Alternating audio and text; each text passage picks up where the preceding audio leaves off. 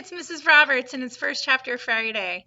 And I wanted to show you another biography for Black History Month that we have in our media center that's awesome.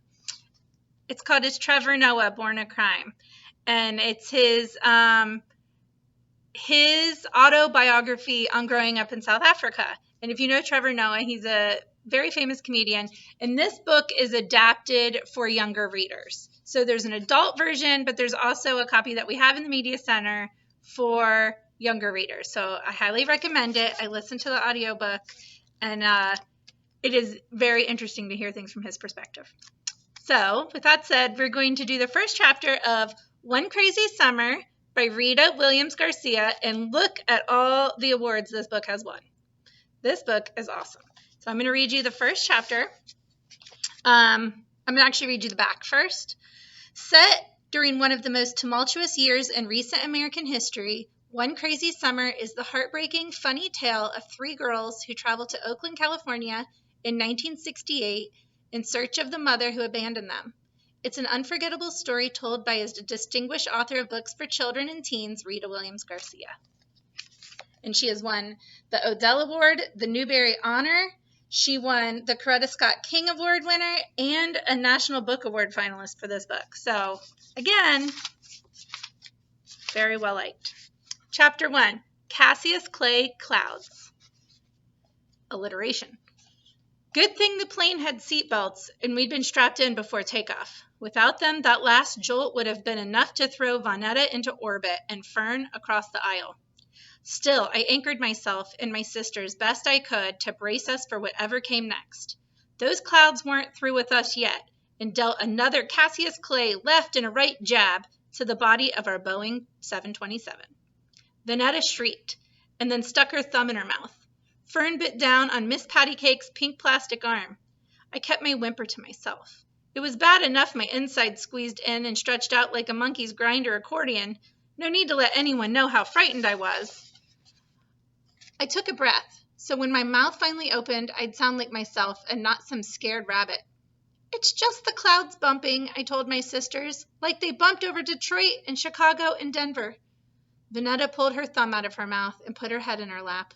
Fern held on to Miss Pattycake. They listened to me. We push our way up in the clouds, and the clouds get mad and push back. Like you and Fern fighting over red and gold crayons. I didn't know about clouds fighting and pushing for a fact, but I had to tell my sister something. As long as Vonetta kept her fear to one shriek and Fern kept hers to biting Miss Pattycake, I kept on spinning straw, making everything all right. That's mainly what I do, keep Vonetta and Fern in line. The last thing Pa and Big Ma wanted to hear was how we made a grand spectacle of ourselves 30,000 feet up in the air around all these white people. You know how Papa is, I told them. No way he'd put us on a plane if it were dangerous. They halfway believed me. Just as I had that soft plastic arm out of Fern's mouth, those Cassius Clay fighting clouds threw our 727 another jab. Big Ma, that's Pa's mother, still says Cassius Clay. Pa says Muhammad Ali, or just Ali. I slide back and forth from Cassius Clay to Muhammad Ali, whatever picture comes to mind. With Cassius Clay, you hear the clash of fists, like the plane getting jabbed and punched. With Muhammad Ali, you see a mighty mountain greater than Everest, and can't no one knock down a mountain. All the way to the airport, Pa had tried to act like he was dropping off 3 sacks of wash at the laundromat. I'd seen through Pa. He's no Vonetta, putting on performances. He has only 1 or 2 faces, nothing hidden, nothing exaggerated. Even though it had been his idea that we fly out to Oakland to see Cecile, Pod never once said how exciting our trip would be. He just said that seeing Cecile was something whose time had come, that it had to be done. Just because he decided it was time for us to go see her didn't mean he wanted us to go. My sisters and I had stayed up practically all night California dreaming about what seemed like the other side of the world. We saw ourselves riding wild waves on surfboards, picking oranges and apples off of fruit trees, filling our autograph books with signatures from movie stars we'd see in soda shops. Even better, we saw ourselves going to Disneyland. We had watched airplanes lift up and fly off into blue sky as we neared the airport. Every time another airliner flew overhead, leaving a trail of white and gray smoke, Big Ma fanned herself and asked, Jesus, why? Big Ma had kept quiet long enough. Once inside the terminal, she let it all hang out. She told Pa, I don't mind saying it, but this isn't right. Coming out to Idlewild and putting these girls on a plane so Cecile can see what she left behind. If she wants to see, let her get on an airplane and fly out to New York. Big Ma doesn't care if President Kennedy's face is on the $50 or if the airport is now officially named after him. She calls the airport by its old name, Idlewild. Don't get me wrong. Big Ma was as mad and sad as anyone when they killed the president. It's change she has no pity on. However, things are stamped in Big Ma's mind as how they will be, now and forever. Idlewild will never be JFK. Cassius Clay will never be Muhammad Ali. Cecile will never be anything other than Cecile. I can't say I blamed Big Ma for feeling the way she did. I certainly didn't forgive Cecile. When Cecile left, Fern wasn't on the bottle. Vanetta could walk, but wanted to be picked up. I was 4 going on 5. Pa wasn't sick, but he wasn't doing well either. That was when Big Ma came up from Alabama to see about us. Even though Big Ma read her scripture daily, she hadn't considered forgiveness where Cecile was concerned. Cecile wasn't what the Bible meant when it spoke of love and forgiveness. Only judgment. And believe me, Big Ma had plenty of judgment for Cecile. So even if Cecile showed up on Papa's welcome mat, Big Ma wouldn't swing the front door open. That was why Pa put us on a plane to Oakland. Either Cecile wouldn't come back to Brooklyn or she wasn't welcome. Honestly, I don't think Pa could choose between Big Ma and Cecile, even after Cecile left him. And us, even after Cecile proved Big Ma right. How can you send them to Oakland? Oakland's nothing but a boiling pot of trouble cooking, all them riots. Pa has a respectful way of ignoring Big Ma. I wanted to smile. He's good at it. A shrill voice had announced the departing flight to Oakland. All 3 of us had butterflies.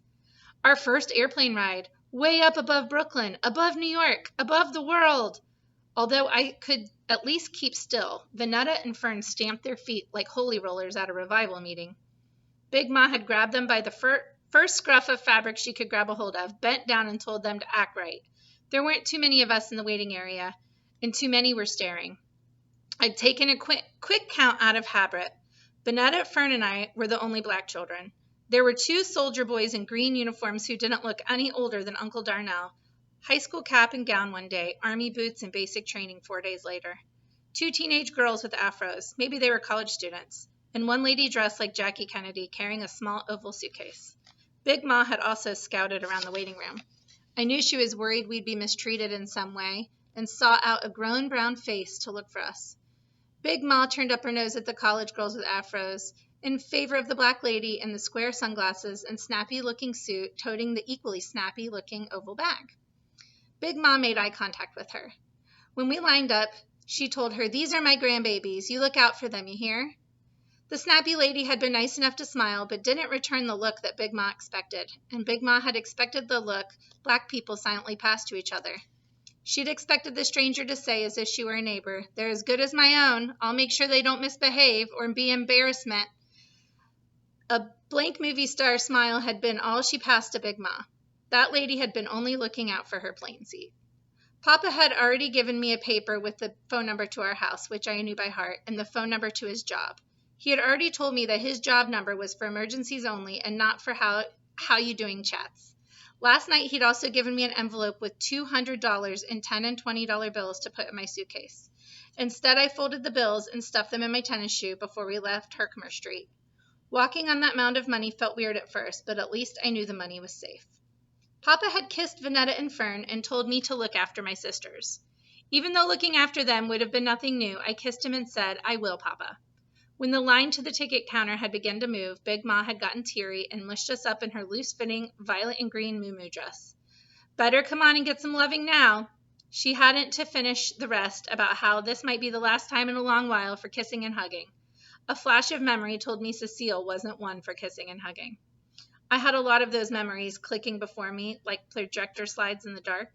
Lots of pictures, smells, and sounds flashing in and out. Mostly about Cecile, all going way, way back. And what I didn't remember clearly, Uncle Darnell always filled in. At least Uncle Darnell remembers Cecile kindly. That is chapter 1 of One Crazy Summer. I highly suggest you check it out.